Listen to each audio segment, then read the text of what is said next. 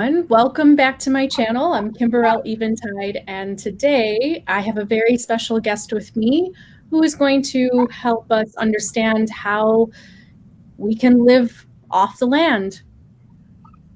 Dr. Earendil lives completely off the land with his wife in California, and he's going to tell us all about how to do it. He lives off the grid, meaning he powers his entire house himself. And he has lots of tips and advice on how we can start to do it. One of the things that I feel is important to talk about this is because this is kind of the way that the elves lived in Tolkien's world. And when you think about the elven realms, they were not hooked up to, corporations to power their land, but they learned how to live off the land and use the resources around them naturally to power their home and to power their elven realms. So I believe that humans are going to have to get better at living off the land and using the available natural resources that we have instead of always relying on these corporations to give us the energy. Because one day we may have to get back to the land because possibly the finite resources, such as the fossil fuels and all the other things that we rely on now as humans, will one day not be there. So we have to get really good at using the things that are free. And Dr. Earendil can tell us a little bit about his experience in doing this. So I'm really excited to have him.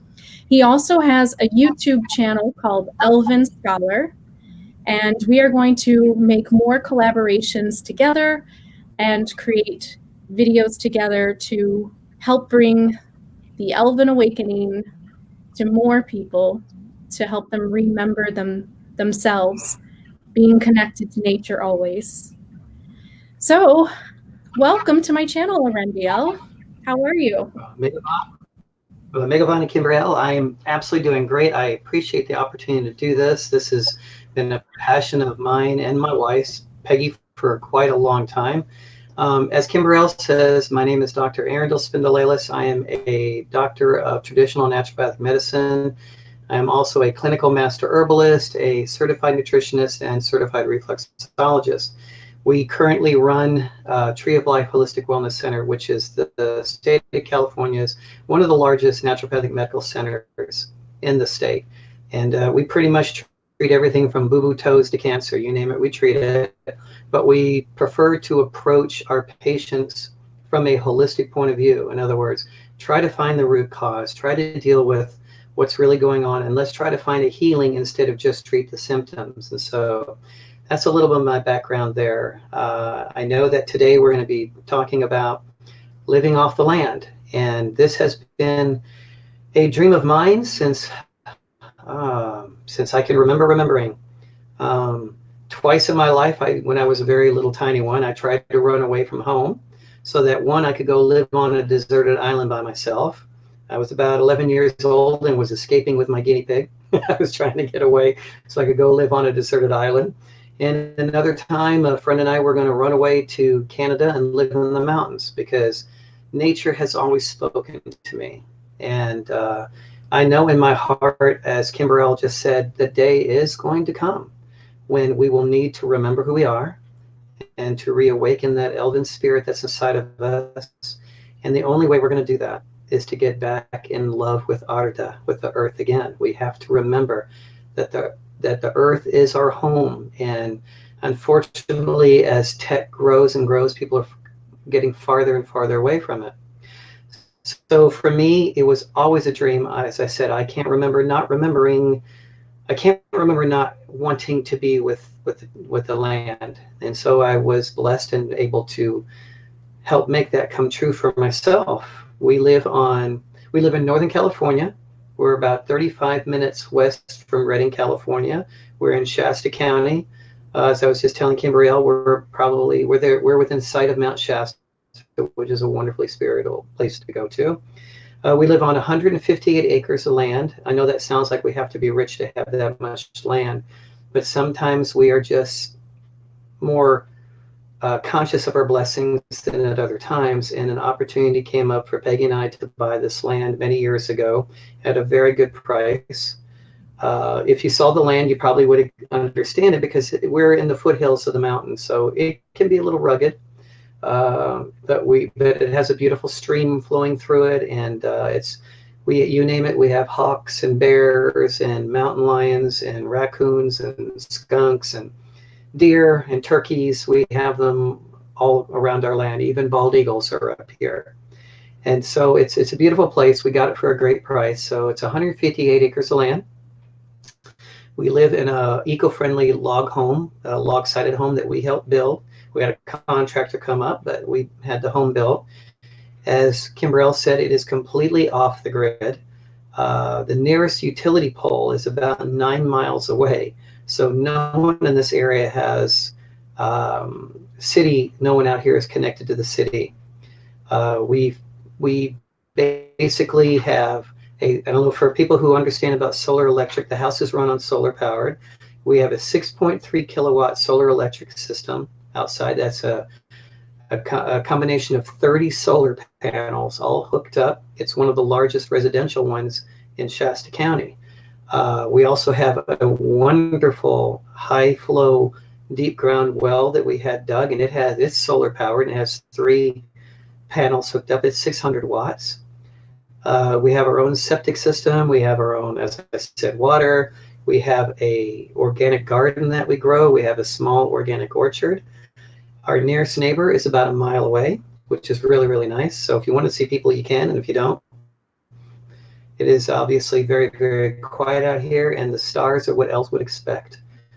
It is very, very bright out here, and the meteor showers are amazing to see out here.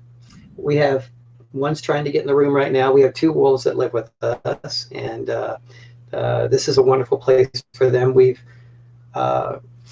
fenced in the top acre, so we have kind of like a 1 acre compound up top where we all are safe within it from bears and such that used to want to come around. But the wolves are safe and we're safe. But it's a wonderful place to live. My main reason for doing all this was because we wanted to get back to an Elven lifestyle, get back to nature. Something that's very important, I mentioned it on one of my videos on our YouTube channel, is Shinran Yoku. It's a Japanese philosophy of forest bathing. Get back with nature. And it's actually the Japanese government pushes for their citizens to at least once a week to get out and walk amongst the trees. And since I was very little, I never did very well being away from trees. And I knew that I needed to have trees around me. And so we are blessed with this. And in about a week or so, I haven't told you this yet, Kimberell, but in about a week or so, on one of our videos, we will be doing a tour of the land and a tour of the house and showing what we have up here. So we'll have that out in about a week or so you can see. I'm glad you said that because I was going to ask you to do a home tour for us. So we're reading each other's. Absolutely. We'll do a tour of the land and show what we're doing. Go ahead. I'm sorry. No, that sounds amazing. Okay, so before we get into more about your tips and advice, I kind of want to create a vision for people. Can you walk us through your day and what you have to do because you live off the land and you're not part of the grid? Like, how do you start your day and how do you end it at night? Okay, you mean just in general? Mm-hmm. Okay, yeah. Here's kind of a misunderstanding that a lot of people have about living off the grid. A little bit later on in this video, Kimberell has asked me to talk about how we achieve this and how we accomplish this and how other people can do it. But before we talk about that, just about my day-to-day, a lot of people think that this is unattainable, that they can't accomplish this goal. And we're going to talk about it a little bit. And yes, you can accomplish it if it's what you really want to have happen. So for a lot of people that try this, a lot will do it for a year, 2 years, 3 years. I've seen a lot of people quit after about 3 years because the lack of services, electricity, phone, internet, they're available, but they don't know how to get them. They don't know how to pay for them without it breaking the bank, because it can be more expensive. You think it's cheaper living out here, and it really is in the long run, but you just need to learn the little tricks and hints, and that's something we are more than happy to teach. So our experience of day to day is different than, say, I can say, for example, our neighbor who's about a mile from here doesn't have a lot of what we have. They have a much smaller solar system. Their well is not very good. The list goes on and on. So for most people, their experience is they don't get great internet. They can only use power at certain times. They're out. They will not have air conditioning. In Northern California, can be very, very, very, very hot. It averages in the 100 plus here during the summertime very often. This last summer was a blessing, but the summer before, we had something like 72 days nonstop of 100 plus temperatures here. And so if you are off the grid and you don't have an air conditioner, you are probably not a very happy puppy. You end up spending a lot of time going into Redding and walking around malls waiting for the temperature to go down during the day. So our experience is different, but I'll give you my experience, hoping that will give you some hope. That don't listen, please, what people tell you about off-grid living being so hard and deprived. So here is our day-to-day. I am sitting inside of a beautiful log home, and again, I'll show a video of it next week. I'm living in a beautiful log home that has all the modern amenities. We have a gigantic refrigerator, because for people who don't know me, I am a raw vegan doctor. I have been vegetarian and then vegan for most of my life, and now I've been a raw vegan for a number of years, which means our fridge is packed with a whole lot of live, fresh food. So we have a fridge, a gigantic fridge here. We have a microwave. We have air conditioners. We have a pressure pump, so our water comes in the house under full pressure. We have a bathtub full of hot water on demand. Out in our barn, we have another refrigerator and 2 more freezers. We can run power tools, basically, like my wife said multiple times. Unless she thinks about it, it's like she's living in the city. She doesn't think about the amount of power she uses. Like a lot of people, they are constantly aware of the amount of power they're using, because they're going to run their batteries down, and we don't. And then none of this is meant to be like ego or pride. I'm saying these things so that you can understand you can do it too. So our day is 30 panels are sitting out in front of our house, and what a gift it is that every morning I wake up with thankfulness in my heart. I go out, and the first thing I do is I walk around the front yard barefoot. Okay, and for people who don't know about Northern California, having a yard is a miracle of green grass, because there's simply not enough water. Okay, but if you drill your well right and you add the solar to it, we have a nice green yard out front. So every morning I'm out there walking barefoot, grounding. I look over, I see our solar panels, and I know that Eru, through the vast power, the nod or the sun is shining on our panels, and we have power every day from nature. Nature is supplying our homes power. So our day-to-day is, as far as the comforts of life, whether I should say the comforts of the city, it's absolutely no different. It takes us longer to get into town when we want to go grocery shopping. Grocery shopping is about 45 minutes from here, so, but that's a blessing too, because we can see people when we want, and we can go home and then close our gates. And I've named our home El Diana, which means Elven sanctuary, and it is a sanctuary.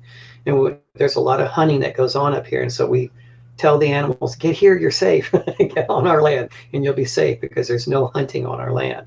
They are safe if they can make it here, and a lot actually do show up here and are safe. So our day-to-day is like what most people would be in the city, as far as the comforts of life. So do you grow all your own food?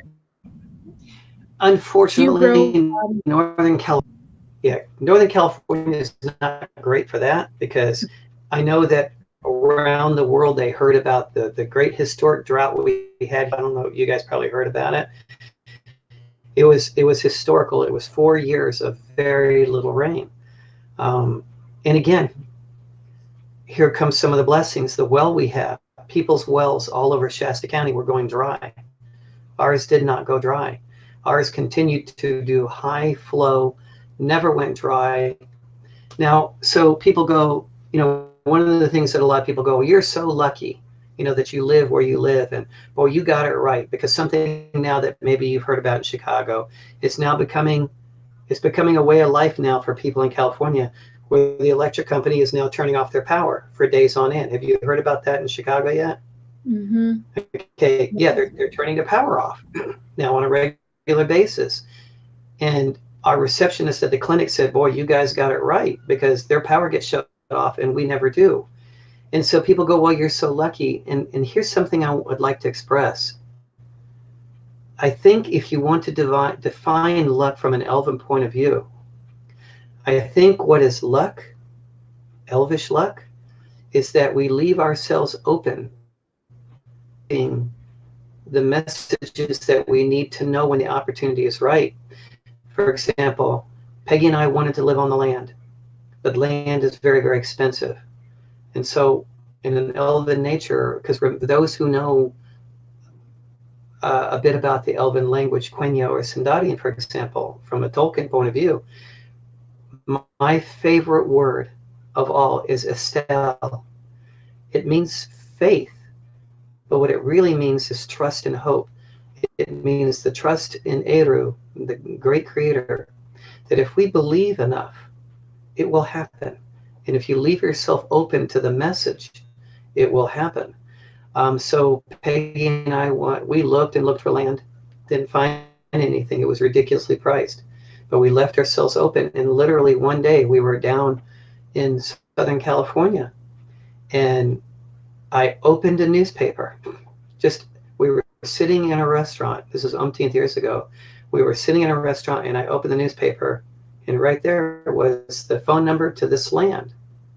And something screamed and said, look at this. And so I asked Peggy, would you hold on for a minute? And I went out and I called this number. And in 20 minutes, we had left the restaurant, packed our car up, our bags, and we headed. Within a half an hour, we were gone. We drove all night, got up here. The next morning, we met the place, and we bought it that next day. Everything fell into place. And so finding a well that didn't go dry, building a solar electric system for a fraction of the price that most people pay, all these things can happen when you believe in your heart that it can happen, and you leave yourself open to the message that it can happen. What happens with so many people is that they forget to listen. People say, well, I listen to my heart. But what really ends up happening is most people end up listening to their desires. They listen to what they want, but not what they need. Or they listen through their ears. Well, they listen through their mind and through their ears, but their heart is not open because they don't believe that they're good enough to receive. And that's really what it is. Absolutely. That's exactly right. People have, go ahead. And so, no, I just wanted to say that you have to believe that you are deserving to receive the blessings and the abundance in this world and in this universe. And so self-love is the foundation of that. And that is what I talk about a lot on my channel, because I have learned not having self-love. And then somebody who has self-love now, I see the difference. I see the blessings and the abundance that has come to me, whereas before I didn't have that, or I felt I was lacking in life. And so I absolutely agree with you. Luck is, you create luck by how open you are to receiving what is already around you. It really is truly that. And if you want to keep on going and tell us about how you started to build the cabin, or how did you get it actually built on this land? Sure, absolutely. Well, it was in 2004 when this magic happened, and I opened the newspaper, and here is this ad for this land up here that fit everything we're looking for, and it seemed to fit the price.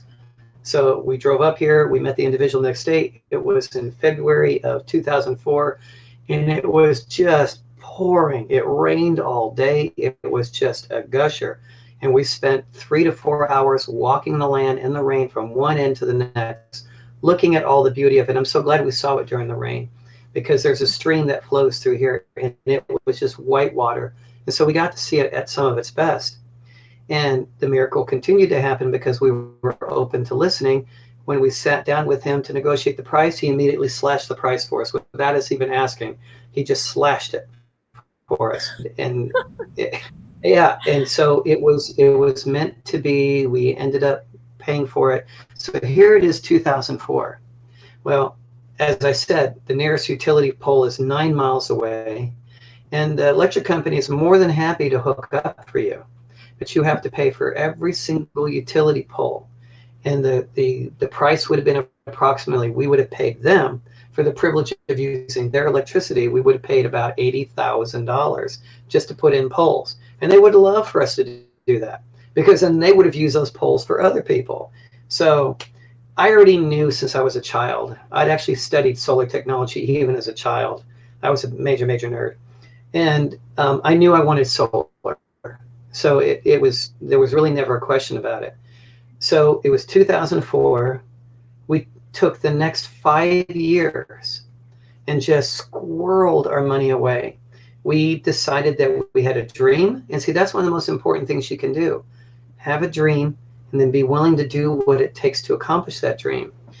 Okay. So what we did was we said, okay, there are no utilities. There's no infrastructure basically up there, nothing. We would have to put in our own electricity, our own water, our own sewer, our own, you name it. It was a beautiful land with trees and animals. There were no human designs up here except a road that drove by. And it had never, ever been built on either on this side. So we decided this was our dream. This was what we wanted. So we massively downsized, and then went and bought a brand new RV, moved it into an RV mobile home park so that we would have no bills, other than regular electricity and all. And just started every month, just for the next several years, actually it ended up being for about the next 5 years, just squirreling our money away. Doesn't mean we didn't have fun. We still went out and did things and had a good time, but we had a goal, and we just started saving money like crazy. I started reading. I started studying on the internet how to do my own things, how to build my own solar electric.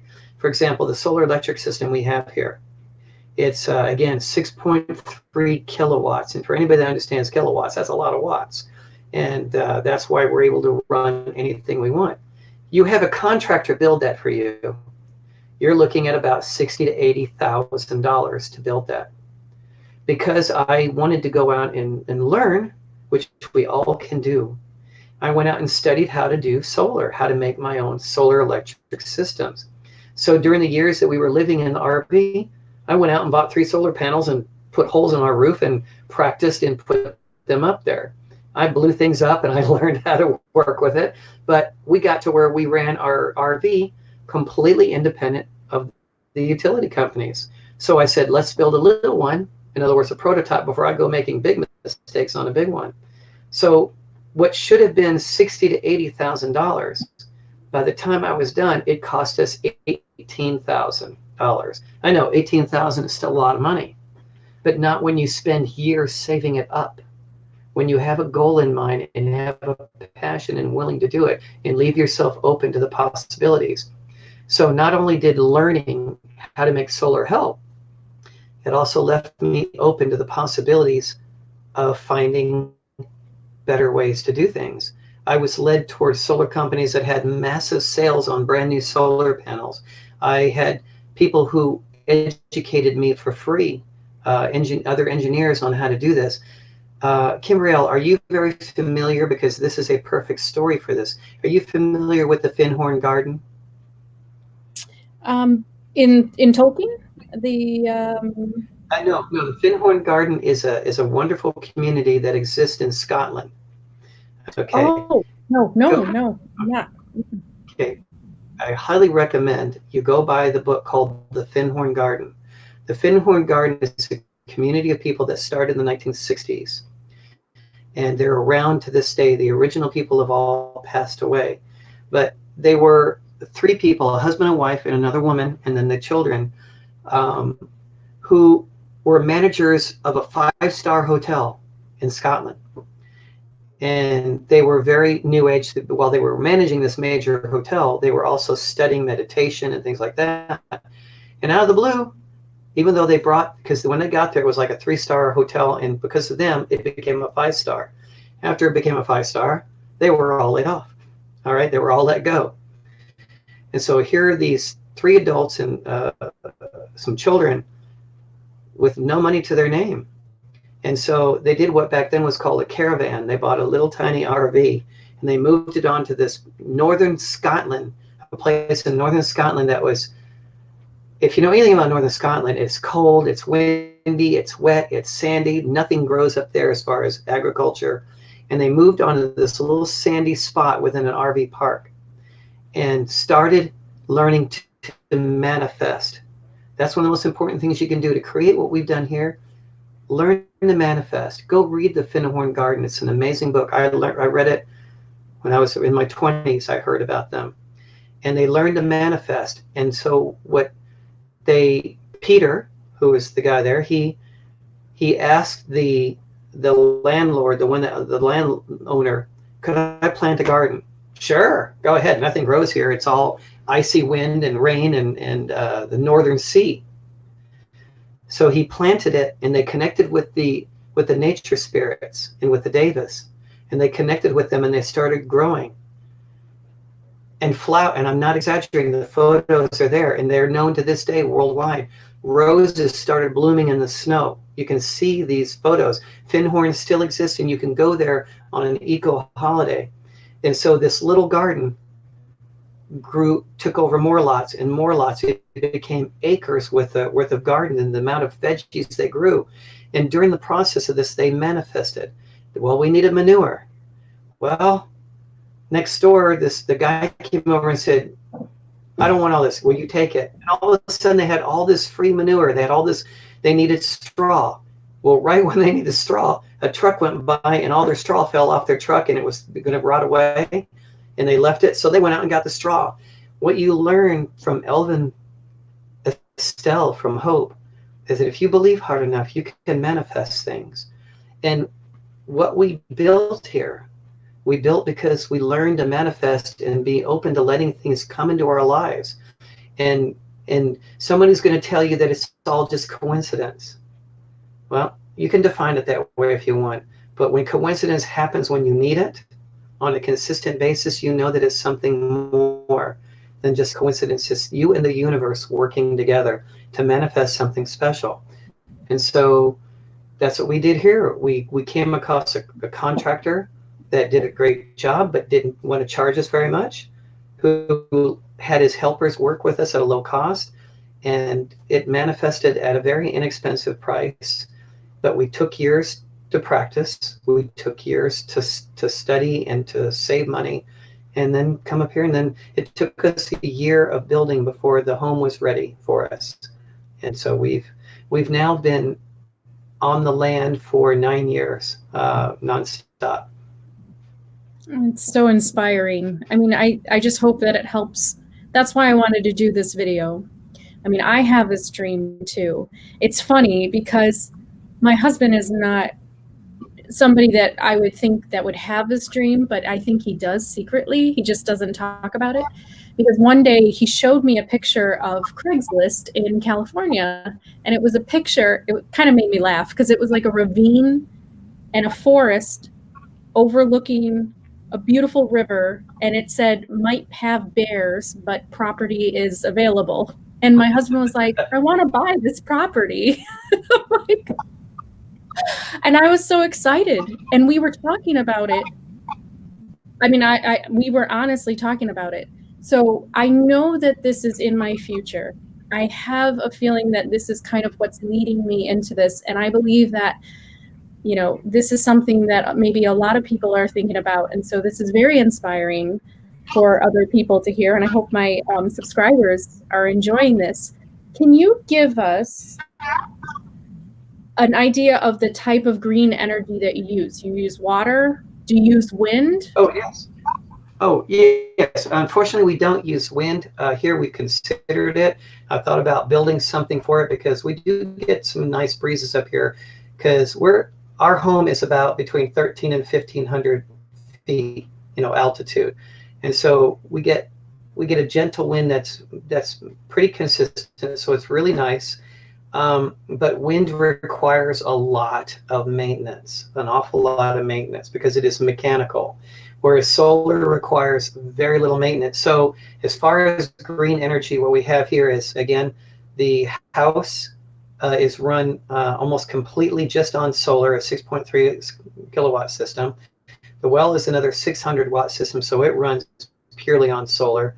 So the water is from the land. All of our water, both black and gray water, all of it is recycled back into the land. And so, as I was mentioning to you before the show, it actually goes off, the lines go off into our orchard. So all of our gray and black water go into the orchard, and we have wonderful plum crops. They are very well fed. So a large amount of everything that we do is fed back into the land. But for fun, we also have solar ovens that we've used for years and years. We don't have it right now because the price became ridiculous. But for most of the time we've been up here, because we both have diesel cars. And up until just about the past year, for all these years, those two cars were run on vegetable oil completely off of vegetable oil. We had a source that was about 4 or 5 hours from here, and they were willing to drive it out, and we would store it. But so that was part of our green thing also, was running completely off of vegetable oil, which we did for probably about 8-9 years until the economy changed and it became very difficult in California to get hold of biodiesel and vegetable oil. Vegetable oil now is kind of worth its price in gold. The economy charges what they do, and greed comes in and does those things. So, but otherwise, the house is almost entirely green. The flooring we decided to go green with the flooring. So the flooring is completely bamboo in the house. The flooring is all bamboo. You wouldn't think bamboo is very durable. And we have two very large wolves with very large claws. And we would think that after all these 9 years of being in the home that it would be destroyed. It's actually held up amazingly well. We had the entire house completely insulated. So even without running the air conditioner, you can walk in and it still feels like it's air conditioning. If we we have a wood stove, all right, whereas most people go through cords of wood, cords and cords. I don't know if you know what that is, but it's a lot of wood. Every winter up here, we go through we go through maybe a quarter of a cord because what we did was the house became massively insulated, very eco-friendly, the way we have the windows for the sun coming in. So we have a very tiny wood stove, and that little wood stove with one log will heat the house during the coldest of winter, will heat it all day long. So it becomes very, very eco-friendly in that way. Then we take all the ash and we spread it around in our gardens and reuse the ash. That's incredible. What things do you notice that you basically feel like you don't need living off the land that maybe others in society do need? And then what do you feel that you have that others might not have? Okay, well, one thing we don't need and don't have are bills.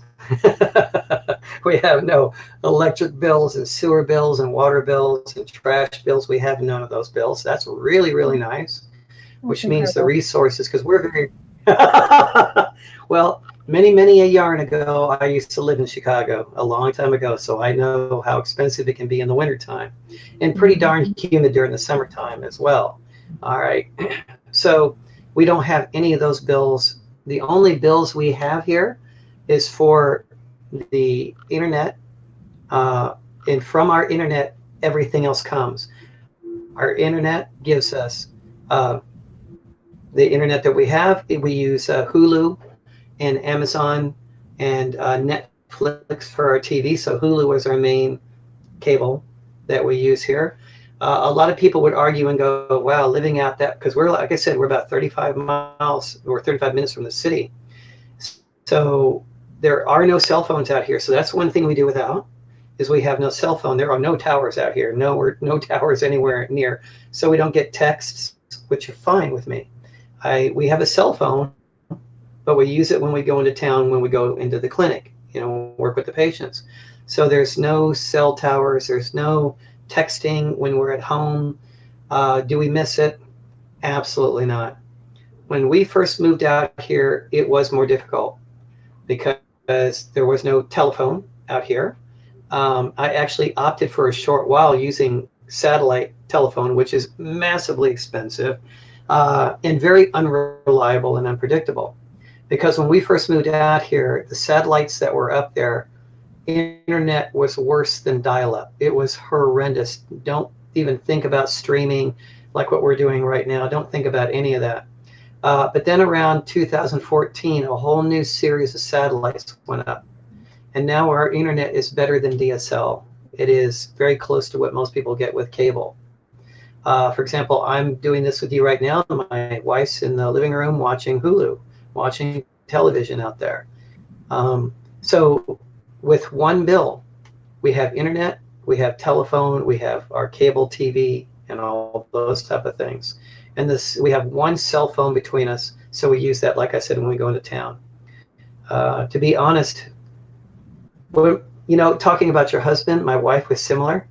When we first came, that rainy February morning in 2004, when we came out here, and we had to follow him to get to the land because it was so far out in the boonies. As we were driving here, every few minutes, my wife would go, "Are we there yet? How much further is this?" Because it was way out. So when we first came out here, my wife was like, "This is really far out." She now says we're not far enough. That's how much she loves being out here. I love that. That's great. I have to tell you something. Can I say Please. something? And I'm going to completely be very honest in front of everybody. I think that it would be a blessing to not have the cell phones be always accessible. And here's why. I have noticed in my own relationship with my husband that we don't spend time talking to each other. We're on our cell phones. We are either playing games, we're doing social media.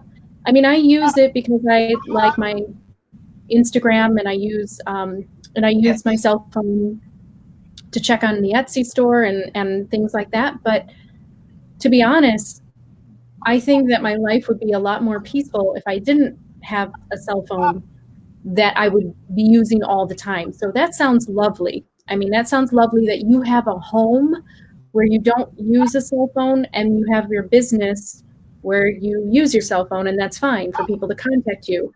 I think homes should get back to that place, because I feel it in my relationship with my husband, is that cell phones are kind of an interference when you're at home, you're having dinner, you're trying to have alone time with each other.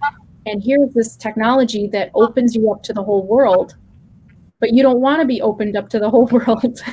You want to have your own little world in your home, and you want the world to be outside and stay outside for a little bit. And so I think that sounds really lovely. I don't know if everybody else would agree with that, but I can just think, I think that cell phones have kind of interfered with my relationship. And I feel that if we used less of our cell phones, we would have more connection with each other and more time to just be with one another and not have technology in the middle. Well, it shows in Peggy's and my life, our lives now, that, and the studies show that, unfortunately, the kids today are so disconnected with everyone else. What's an interesting thing, real quick, and I'll tell you about one more experience we have. I don't know if you heard about this. There was a young lady in her 20s that escaped from, this is just about within the past year. She escaped from North Korea, all right? And she's living now, I think she's here in California. And she is incredibly grateful, loves being in the United States. When you compare North Korea, this is, she's her freedoms. She appreciates the freedoms. The gratitude is there. But she said one thing that makes her sad about living here in the United States. She said there was here in the States, she wanted to talk to one of her friends here, and so she called her on the phone because they weren't together. They were miles and miles apart, and called her. And her friend got upset that she called her. She said, "Why did you call me? Why didn't you just text me?" And the young lady from North Korea said, "Because I want to hear your voice." She said the one thing, and maybe the only thing, the one thing she misses from North Korea is because they don't have as much tech.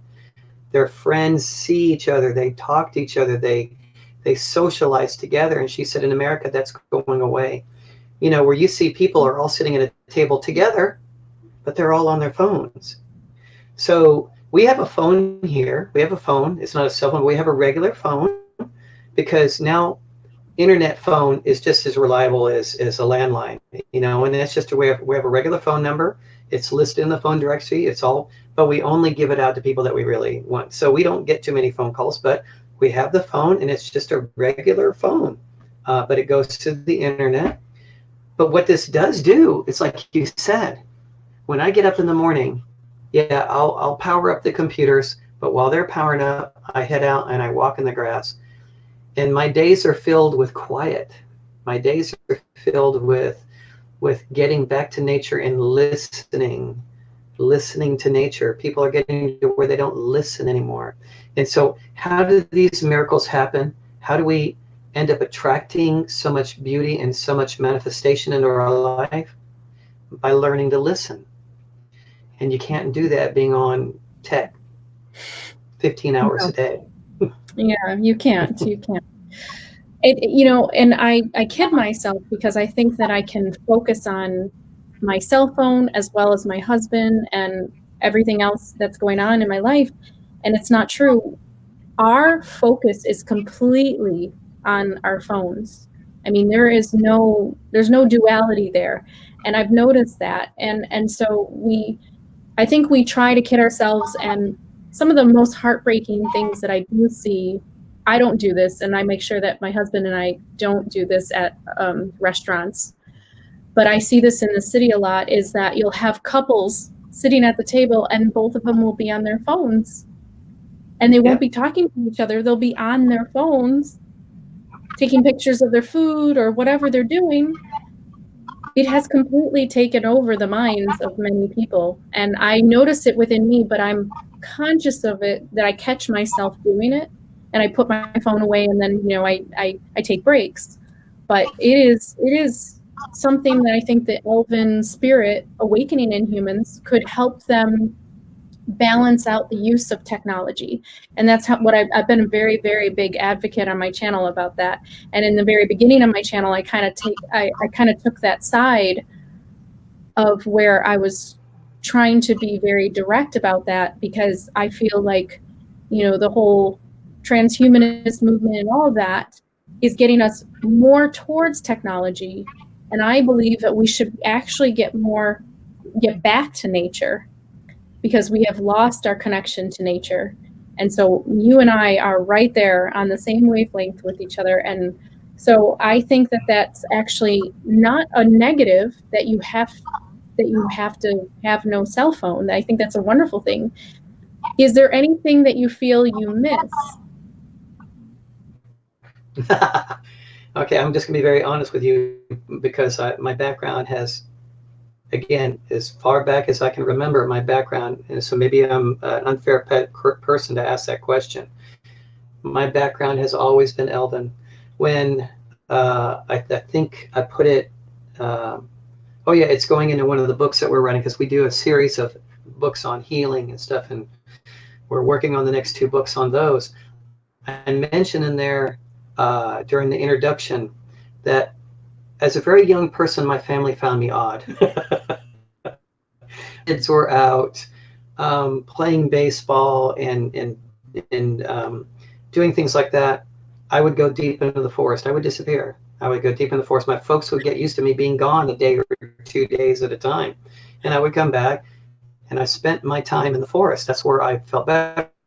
So, and then as I got older, I started studying, because you talked about focus. I studied, I'm not sure, I'm not talking about the religion, I'm talking about the philosophy. Are you familiar with Zen Buddhism at all? I was a Zen Buddhist. Okay. I am still. I mean, it's part of my path. Yeah. Mm-hmm. That's mine as well. I studied at a Zen temple. And Me. one of the beauties of one of the beauties of Zen Buddhism is it teaches you to be in the moment, and listen to that moment, and not have other things distracting you.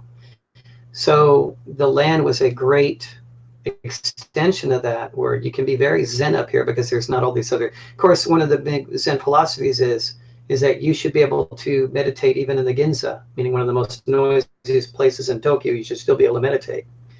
So because I've always had that Elven bent to me, I miss absolutely nothing.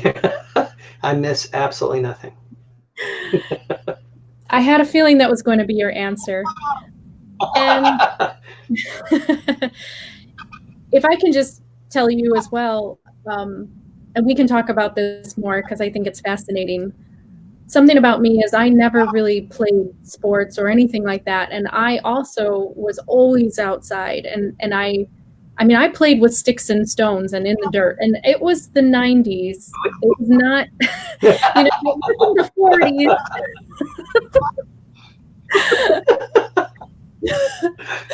So my friends thought I was quite odd because I never wanted to play sports with them. I didn't want to do any of that.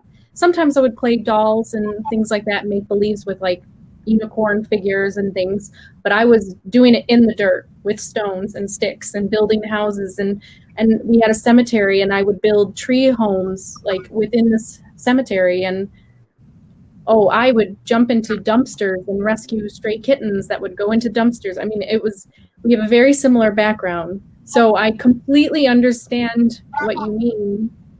And, no dissing those that like their technology and they like living in a big city. But I personally am over it. I mean, I've been here for so long. I'm really looking to move. And so we're just trying to get to that place, and you're my stepping stone as an inspiration to that.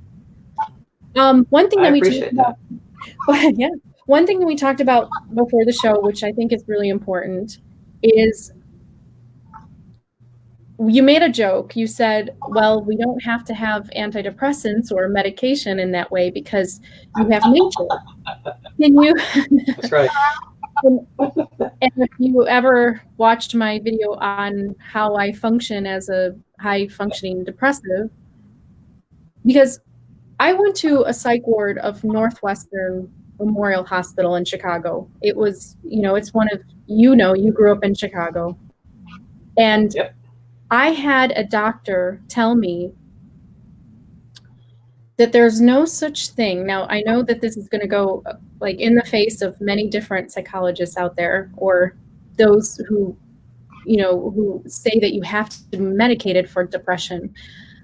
But my doctor that was talking to me, and he actually labeled me as having major depressive disorder at the time.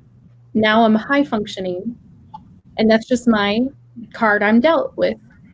But he told me that there was no such thing as a chemical imbalance that you're born with that stays with you forever.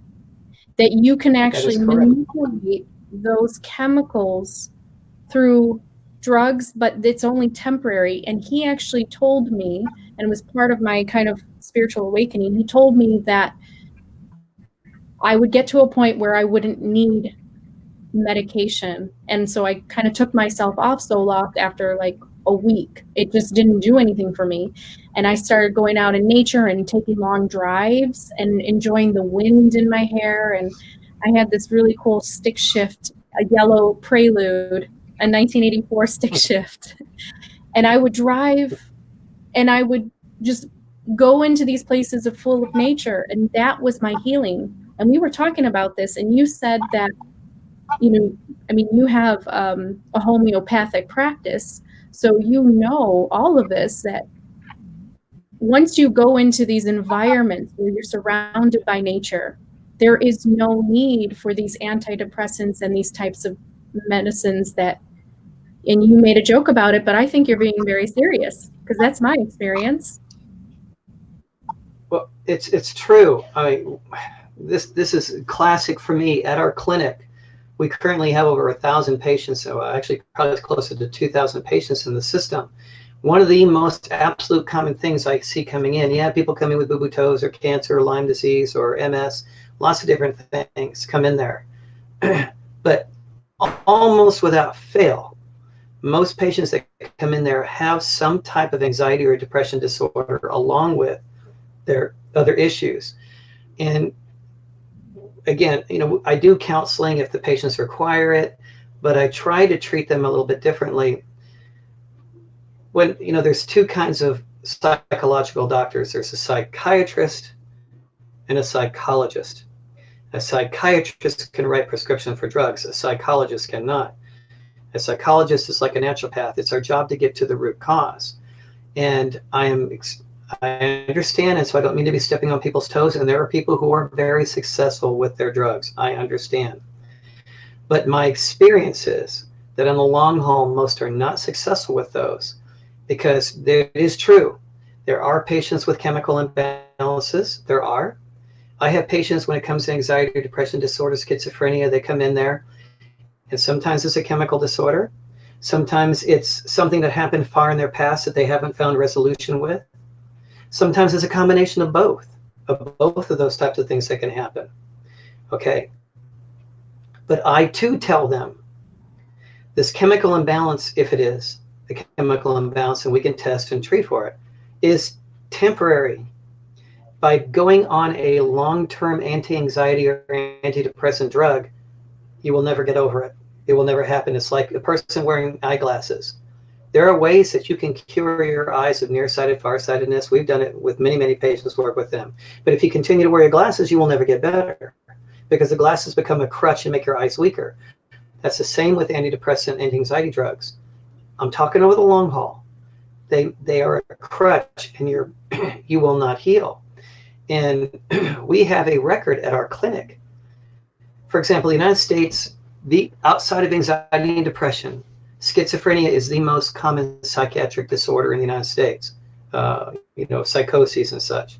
The United States has one of the worst records on earth for treating schizophrenia. In the United States, they put them on what I call babysitter drugs, that are really more for the family, not for the schizophrenic. Well, we learned through holistic medicine, orthomolecular medicine, and nutrition. Something I learned in med school, I decided to try on my schizophrenic patients, because the studies show that they could see a difference in 4 days. I did it, and we saw changes in our schizophrenic patients in 4 days, where their drugs started immediately being cut down by their other doctors. And so none of it is permanent. None of it has to be where you are not born broken. I tell all of our patients that inside of each one of you is a blueprint for healing if you will give the body what it needs.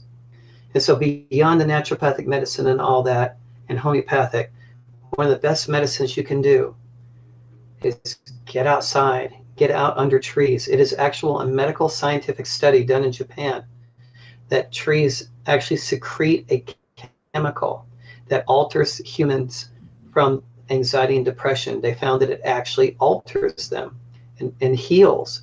So there was a reason we were born in the forests, the reason we came from nature.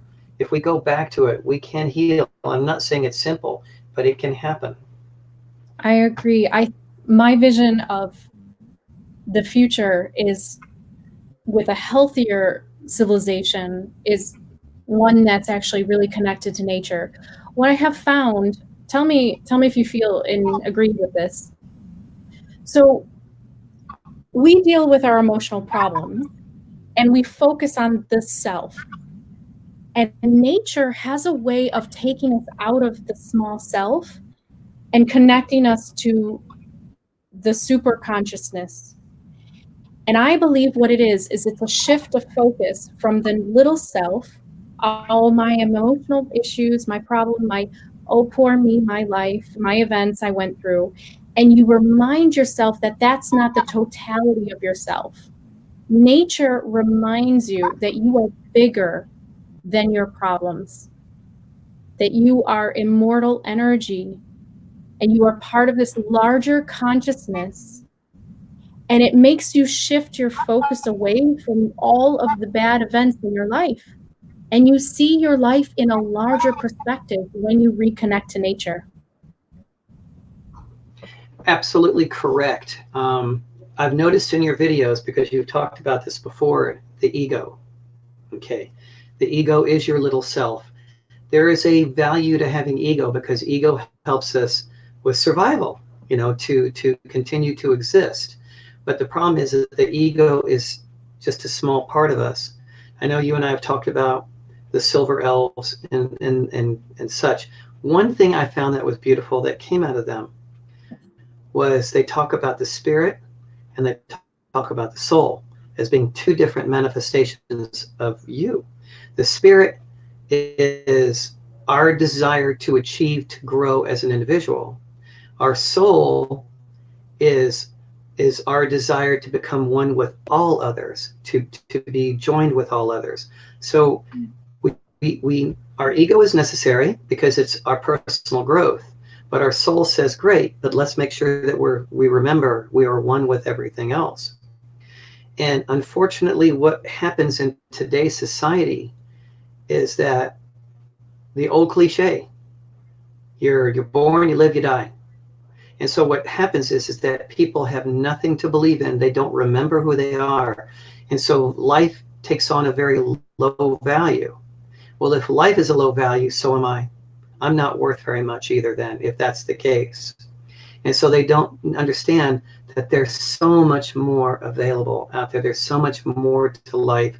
And unfortunately, one thing that has occurred in the United States, or I should say Western society, is a lack for understanding the gifts that you have. Like I said, my wife and I one day would like to go treat patients in Guatemala because they don't have the medical care. I know two little girls there that, you know what they have for dinner, just to keep them from crying, is hot water and salt. That's what they have for dinner. The mom gives them that because that's all she has. Okay, and we have people here who are there's a major viral YouTube video out there of a little 16-year-old girl who went incredibly viral, ballistic, upset over her Christmas present. She wanted her iPhone. She got her iPhone, but the ballistic viralness of it was the wrong color. Okay, we have in this country so many gifts and so many opportunities, and to recognize who we are and what gifts we have and what we can do to manifest these even more gifts into our lives. But unfortunately, people aren't taught that they are valuable, that life is a great and wonderful creation. When my dad passed away, okay, my dad passed away, and I was there when he did.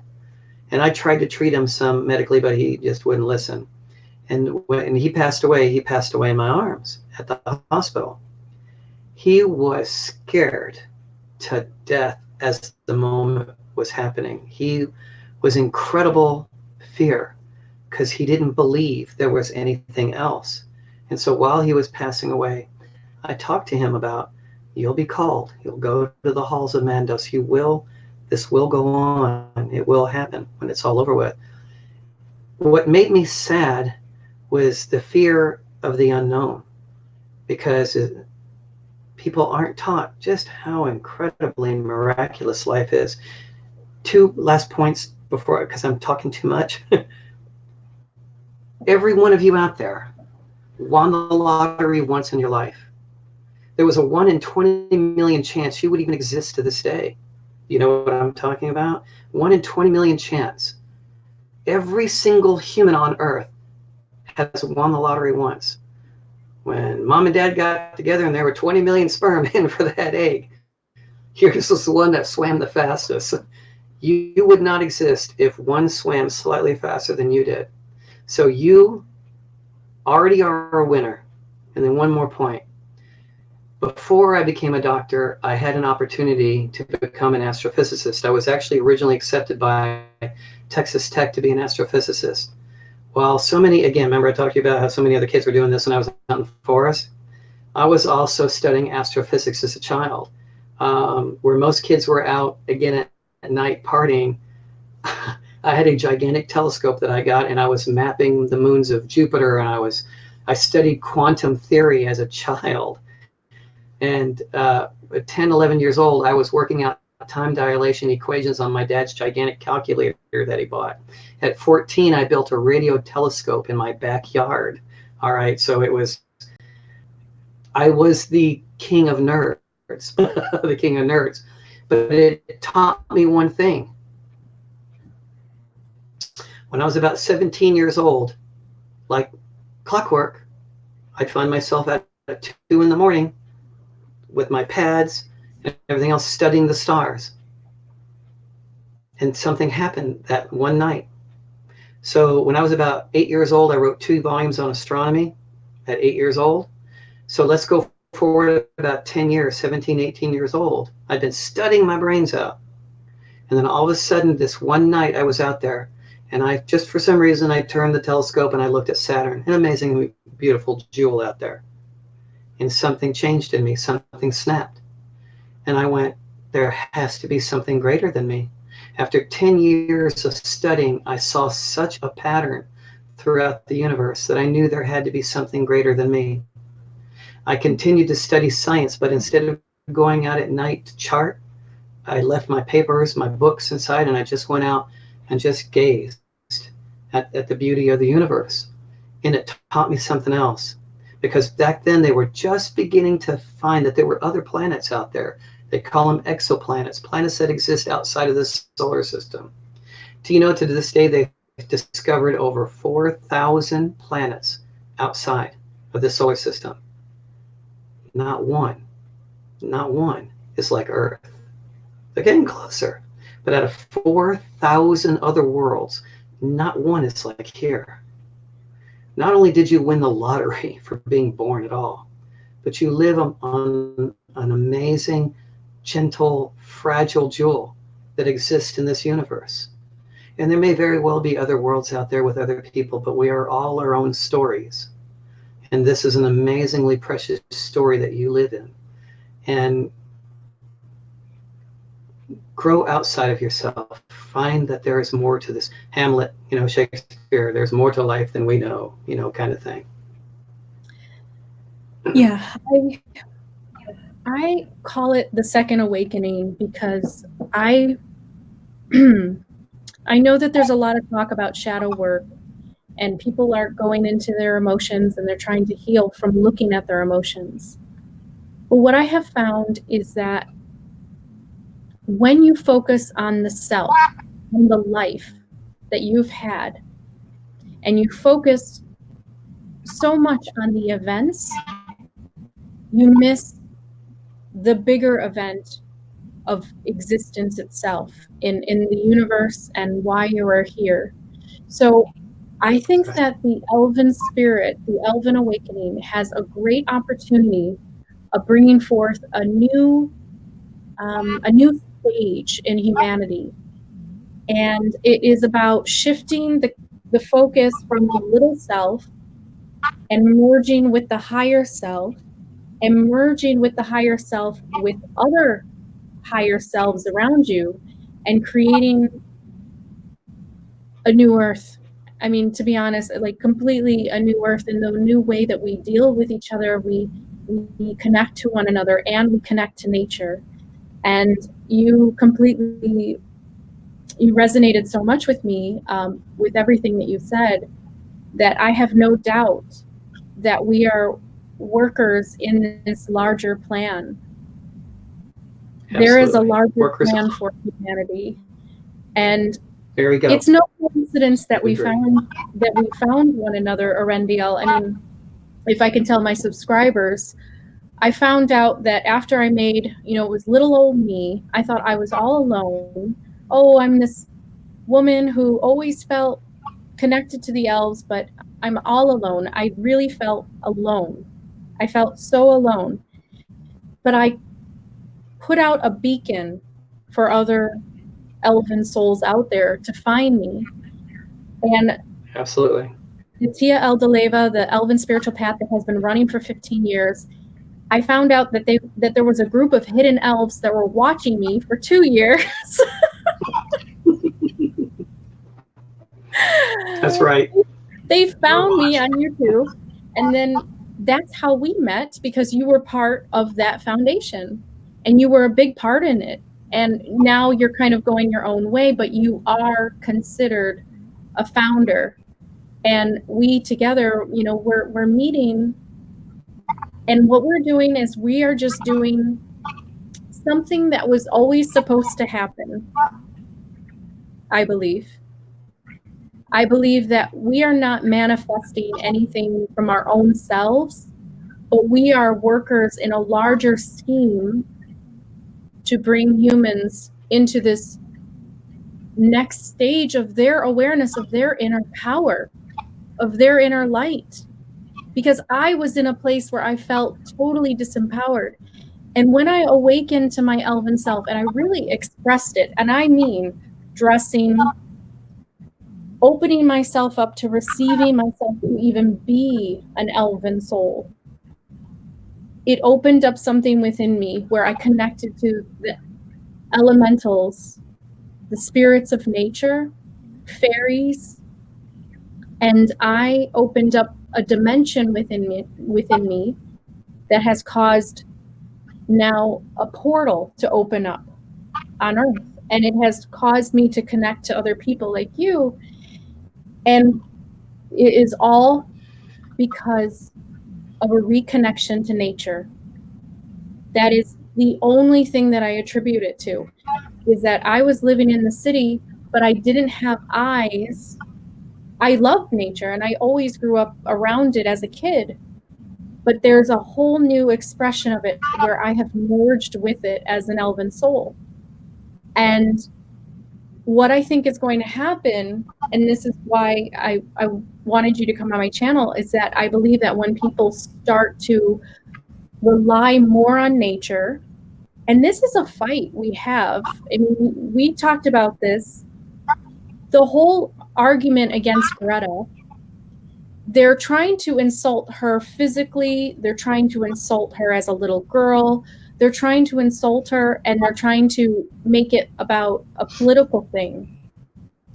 But what it really is that she's giving us a message, along with many other people, along with me and along with you, is that we are at a point where humans are at a crossroad, and we can either go one direction or we can go a new direction. And the one direction is going more towards advanced technology, but not caring about nature, and then having the environment be affected by that. And so we enter into a future where we're very technologically advanced, yet we have no trees. Right. It would be an artificial society where we would have to be under a dome to produce our own oxygen. I mean, it would be completely artificial, and it would be advanced technology. So we have this, we're at a crossroads where we're shifting. Many of us are shifting now so that we can go away from that possible future of an artificial future, of an advanced technology future without nature, or an abundance of nature that would destroy our planet. Because we can't survive with a little bit of a land. We have to have the entire Earth be our ecosystem. And so what we're doing is we're shifting into a timeline where we're merging with that ecosystem so that the survival of the species can continue, and we don't enter into this kind of artificial, type of society and world. And I really, the vision is very clear about what is happening here. And you are an inspiration for many to see that this can be done. And it's not a sacrifice. It's actually a joy for you. That's correct. Oh yeah, this is absolutely not a sacrifice. Again, maybe I'm an unfair person to compare that to, because I've always wanted this type of lifestyle. But it's like sometimes when you think you're giving up something, but you can replace it with something else. Okay, so we don't have the convenience. It's 35 minutes to get to a grocery store.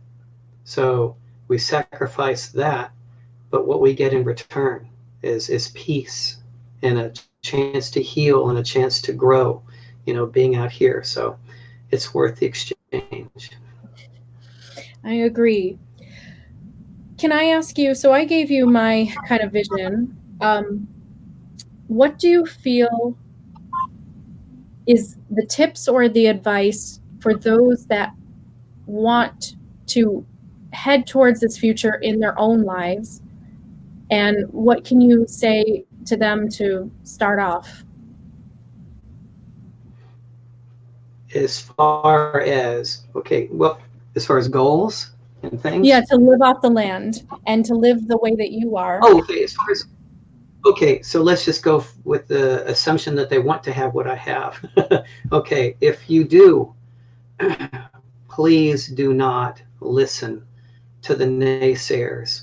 It's like I was telling Kimberell before we started the show today. When we first bought the land and then we moved up here to go after years of saving and we came up here, we actually spent a year fighting with the county, Shasta County, because they did not want us moving out here. They did not want us doing that. We even had them fighting us every time we would do something that they asked for legally. When we turned it in for like permitting, they'd come up with something different, and it just kept happening. But we believed in manifesting, and it went through. We actually went through a big battle, and we won. We actually shamed them on television, and we won the battle, and we now live here. Because they just flat told us they don't want people living out in the country. They want everyone in the city where they can control them. And this was actually from a Shasta County planning employee. So you're going to get people who do not want you to succeed because they're afraid of trying it, and they don't want you succeeding because it shames them into not trying. In case, like I told Kimberell before the show started, many, many years ago, I'm a doctor, but I am also a software engineer. And there was a long time ago, I was a software engineer in a company, and I wanted to go off on my own. And here I had a wife and family, bills and things. And I said, bye, I'm going to go off and do this on my own. And I remember two engineers coming up to me and going, boy, I sure would love to do what you're doing, but I'm not going to take that risk. But I took the risk because my heart called out to me to take the risk. Listen to your heart. Listen to your needs, not necessarily your wants. And so you're going to have people that are going to try to dissuade you and are actually going to try to hurt you, even if it's just emotionally, because if you succeed, it means they failed. Even if they don't want to admit it, it means that they failed. Don't let people talk you out of your heart. Listen to what your heart says and then do it. Don't be afraid to do it. Even if you fall down once in a while, you'll do it. I've got to leave here soon, but can I tell a quickie little story? Okay. Mm-hmm. This story alone has inspired me. So if you listen to this story, I hope it will teach you something as it taught me. There is a famous writer called Richard Bach. He wrote Jonathan Livingston Seagull. Okay. Very famous book. Wonderful spiritual book about a seagull that learns to evolve. Okay, it's wonderful. The book got turned down 16 times by 16 different publishers, and he never gave up, and he published it, and then became a major famous writer. He and his wife have moved off into an island off the Washington coast. They're doing very well, very spiritually minded. Well, he wrote a book that's wonderful. I would recommend, besides The Finhorn Garden, I also recommend a book called Illusions. It's by Richard Bach. It's called Illusions. And in the beginning of the book, it has just a little short story, kind of like the forward, but it's a little tale, like a little parable. And the parable is this. It talks about a little civilization of little creatures that live at the bottom of a stream. And they spend their whole lives holding on to this log because the stream is flowing by. And they know that if they let go of the log, the stream's going to bash them on the rocks. They're going to die. So generation after generation, they teach the new generations, all you can do in life is hold on, because there's nothing else to life. Because if you let go, you're going to die. And so generation after generation of mundane, boring lives. And then one day, one of the little creatures says, no, there has to be more to life than this. I'm going to trust the stream. I'm going to trust the flow. And I'm going to let go. And I know that it's going to take care of me. Everybody was laughing at him, oh, you're going to die. Well, at least we'll enjoy that. So go ahead. We're going to watch and see what happens. At least it'd be one thing that's not boring today. He lets go. In the stream, bashes him on the rocks. And he grabs hold of a rock out there. And they're laughing at him. They're just, told you. The stream is evil. There's nothing more to life than holding on. Life is a torment. It has no meaning. And he said, no, I don't believe that. He said, I didn't have enough faith.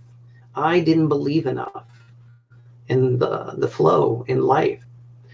And they're all laughing at him again. So he holds on and he takes a big breath and he lets go. And the stream lifts him up and takes him away. The story's not over yet. It's flowing down. He's flowing with the stream. He's seeing things no other creature of their race has ever seen. He's going past wondrous, marvelous sights that he's never even imagined before. Well, up ahead, he's slowly flowing up to them as another colony of creatures holding onto their stick. And they see him flying up slowly, and they're going, Messiah, Messiah, come and teach us, heal us, teach us. And he goes, just do what I did. Just believe and let go. And they're going, no, stay. And he flows on past, leaving behind the legend of a Messiah. We can all let go. We can all believe if we really want to. And so that would be my advice, is just believe and work at it. It'll happen. One of the ways that you can work on it, that's a beautiful story, by the way. And it's exactly how I envision Jesus and other types of masters and teachers, that they were not special. They were not, how can I say it? They were not better or spiritually more developed than others. They were simply unafraid. Well, they were connected. What did Jesus say? He said in the future, what did Jesus say? He said, in the future, you will do what I did and more. Yeah, exactly. He never put himself above others. Only the church did later on. And that is the truth, is that, it really comes down to a spiritual equality within all of us, seeing that. And I think that will actually be our new earth, where we are living completely spiritually equally with one another. There is no power hunger. There's no domination or control. And everybody's going to respect each other as sovereign beings, as the elves were in the Elven realms. I truly do believe it.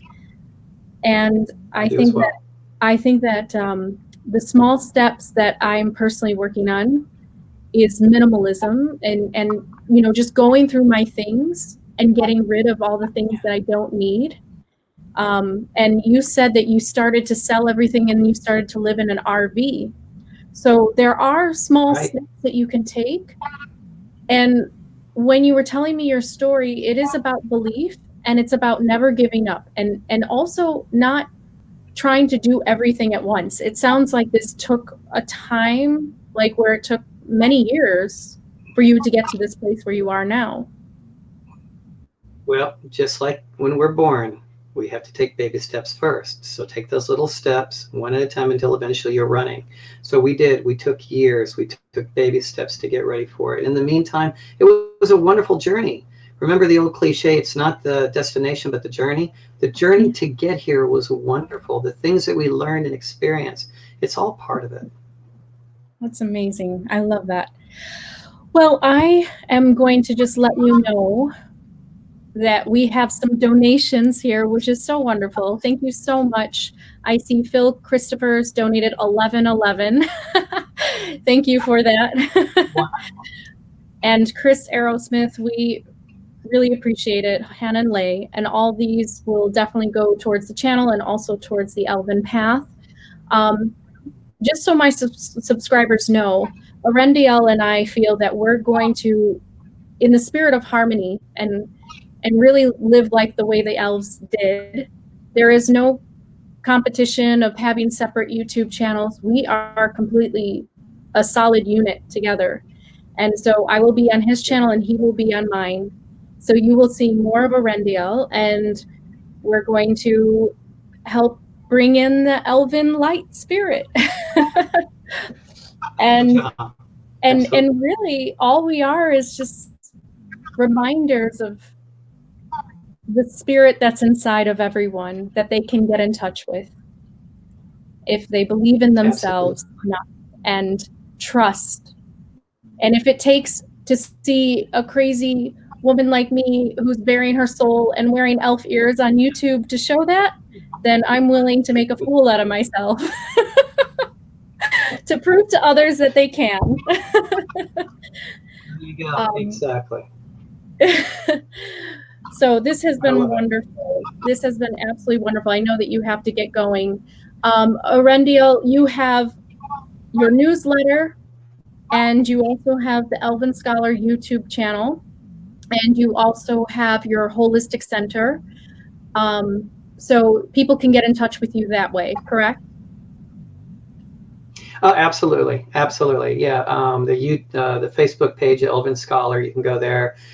From there, you can go to our page, the Gentle Musings of an Elven Scholar newsletter. Our very first issue of an Elven newsletter just went out today, And then Elven Scholar under YouTube, I've started doing some videos of that, mainly because of her. Mainly because of you. You inspired me to go ahead and do those. So yeah, please, if I very much enjoy your comments and recommendations, advice, and questions, and things that you would like to see us talk about as well. I look forward to it. Absolutely. Well, this has been a wonderful experience. I think, as somebody says, Chris Aerosmith, the future is going to be awesome. I agree. Very nice, Chris. I so agree.